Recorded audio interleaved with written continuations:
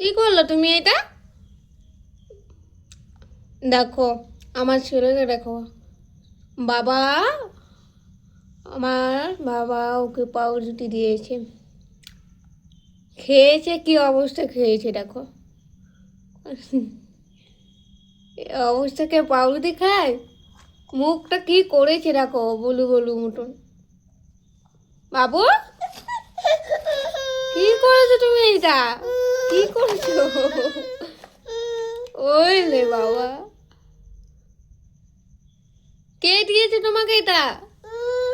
দাদু দিয়েছে? দাদু